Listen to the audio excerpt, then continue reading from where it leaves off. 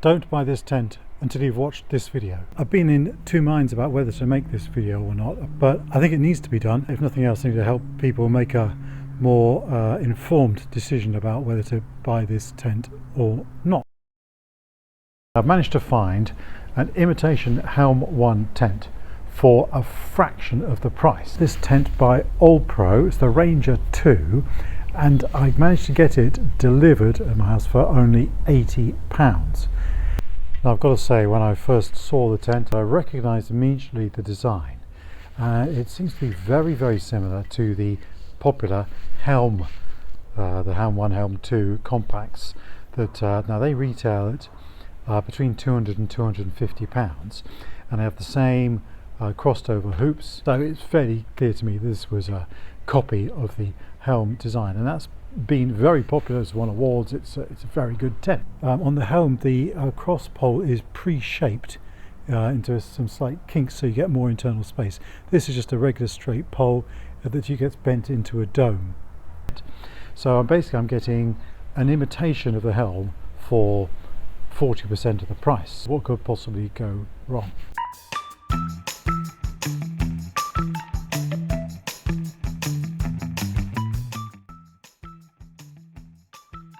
There are immediately some small issues.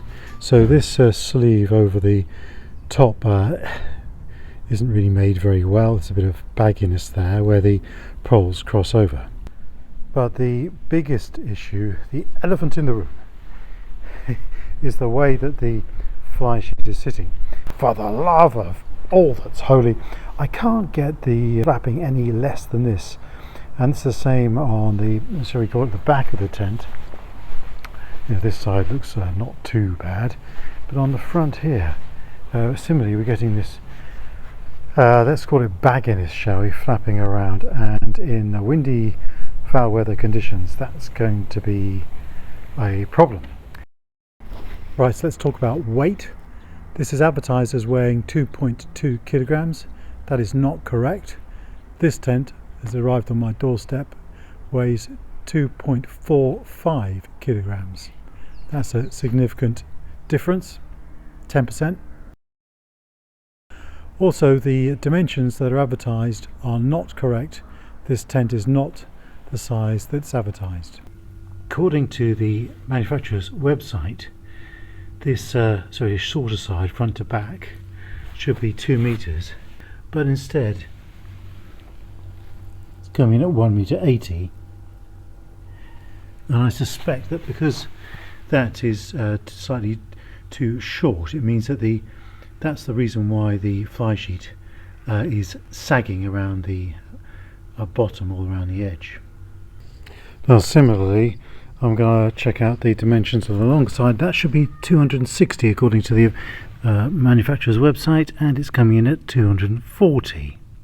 So both across and back to front, this tent is smaller than it is advertised. Right, so I don't trust the dimensions of this tent anymore. I'm going to check out the size of the inner as well. This should be 230 by 125 according to the website. What do you think? Let's have a look. Now this isn't easy to get exact, but I've got the tape measure set against the pull-out point, and this should be 213. It's coming in at 220. Right, so let's check the width. This should be 125. Again, it can't be precise, but it's more like 120. This tent is not the size that it's advertised. The dimensions are wrong on the website. It's deceptive. The inner isn't as big as it should be. The outer isn't as big as it should be. I want to talk about the poles. Now the good news is that they're alloy poles. They look a decent grade, actually, quite good. But the ferrules at the end are not locked into place. They're not glued or pressed into place at all. So it's quite easy to pull them out with your fingers. And when you're packing the tent away and sliding the pole through the sleeves, those always come out, and it's extremely annoying, just for the sake of a little crimping or whatever to hold them in place. Now the poles are of differing lengths. The one that goes front to back is slightly longer, but they're not colour coded at all. So on a cold, wet night, you've got to faff around working out which pole goes where, and they're only different by about 20 or 30 centimeters, so it isn't immediately obvious as well. It just takes a little bit of color coding and a little tab on the end of the sleeve, and it would be easily done. Like the helm has different colored poles, so there's no doubt about which pole goes where. Right, so I'm beginning to get a bit worried about this tent, because already it's not looking too good, is it? Anyway, right, I'm going to go in and get the inner connected and see how that's looking. Right, so let's dive in. There we go. Now, the design of the tent is a really good architecture, if you like, because it means that there's plenty of headroom at the end of the tent, and it's a very spacious feel. And being sort of well over a metre wide, although technically it could be a two-person tent, it's a really nice, comfortable tent for one person. Right, so I'm sitting inside the tent now. Now I'm 5'9" high, fairly average, and sitting in the middle of the tent I've got, let me see, 10-15 centimeters of good height clearance, so you can set up on a mat here. You've got loads of shoulder space as well to move around, so the inside of the tent is very, very nice and spacious thanks to these crossing over hoops. Now it's worth pointing out that the bottom half of the wall is a solid fabric, and the top half is no-seam mesh, and that helps to create a nice airy feel, because it gives more sense of space, if you like. It's going to make it a bit cooler in the winter, but having these solid walls lowered down hopefully will keep any breezes away. Speaking of which, ventilation. Now there are a couple of vents, one on each side high up with props to hold them open. So the good news is that there are ventilation sort of ports front and rear on the outer, and they have these little straps, which is a fairly common arrangement, to hold them open. But these are so flimsy that they just bend. They don't hold the flap open, they just bend, so they don't do their job properly. Shall we do the obligatory lying down inside the tent shot, shall we? Oh, so there you are, my toes are just touching the edge, and you can see how much space there is between me and the end of the tent. Now this is something that everyone who's looked at this tent has mentioned, and it's absolutely ridiculous.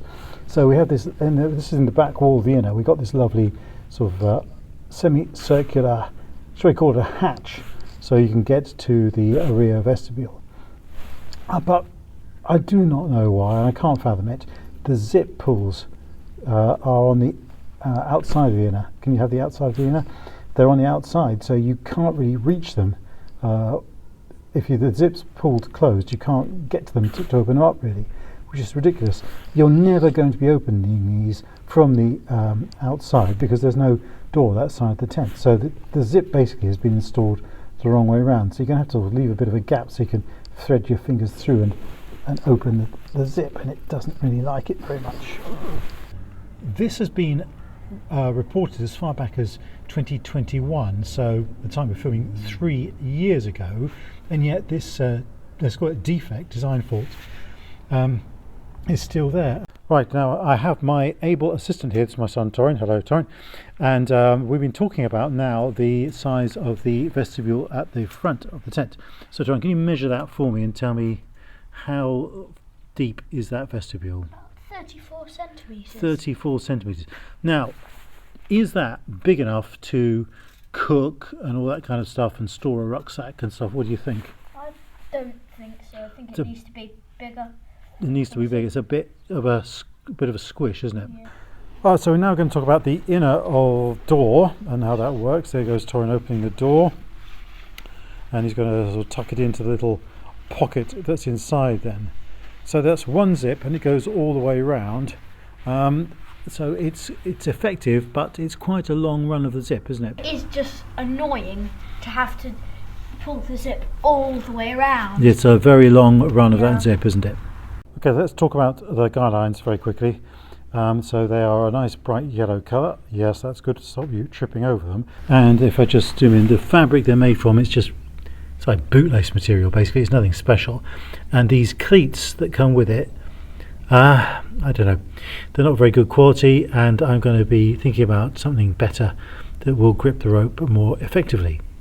These pegs are fine, but they're a bit heavy, and the sort of circular rod design doesn't grip into the ground particularly well. Right, big problem. Basically, the zip has failed. I'd done it up perhaps twice, perhaps 3 times. It was always extremely tight, and the pressure of closing it caused the zip to fail, and it broke on me. Okay, so I want to show you what's happened. This is the entrance zip way, and you can see the runner for the zip is halfway up, even though the zip is fully open. So basically it's come detached from the other side. That's where the failure actually happened. So the door zip can't be used anymore. I spent a lot of time investigating why it's such a tight fit here at the top of the door, and I think basically it's a problem with the cut of the fabric on the Flysheet. It simply is too tightly cut, so there is excessive pressure on the zip and it's going to fail. Oh, I'm spitting. Can you tell? I really don't want it to seem like I got in for this tent. So let's go through the good things. Very good value. So this thing, 80 quid delivered, is extremely good value, and I suppose for that money you shouldn't expect the earth, should you really? The poles are good, very good alloy poles. The design is taken from a very successful, well respected design, so that's what caught my eye as well. I thought, oh, that looks like basically a cheap version of a very good tent. Bad things. Right, the weight is 10% more than it's advertised. The dimensions of the outer and the inner are smaller than is advertised. The guy lines are of awful material, the cleats are of awful material, the guy lines aren't attached properly. The props for the ventilation gaps front and rear don't work, they just fold and collapse. The inner strap holding the pole in place front to rear on my tent was 20 centimeters too short, which meant that the fly did not sit properly. But by contrast, the cut of the fabric on the fly at the top meant that the zip was under so much pressure that it failed on its 3rd time of use for me. The poles are not colour coded, the ferrules into the poles aren't locked in, so all in all, it's not a happy story, is it? So this is my experience of this tent as it was supplied to me. It may be that it was a rogue tent on a Duff manufacturing batch, but I think it's important to share my experience so that you can make an informed choice about whether you want to invest in a tent such as this or not. Now, because of the problem with the zip, I'm sending this back, and I've been offered a full refund, which is only fair under the circumstances. But I think that if you're going to be spending this kind of money on a tent, there are other options, and in fact I've gone out and bought a second-hand tent instead. So this is not a happy tale, I'm sorry to say, but thanks for watching and paying attention. If you have got any comments or any similar experiences, good or bad with this tent, I'd love to know, because it could be fantastic. Thanks very much for watching anyway. I really hope you found it useful.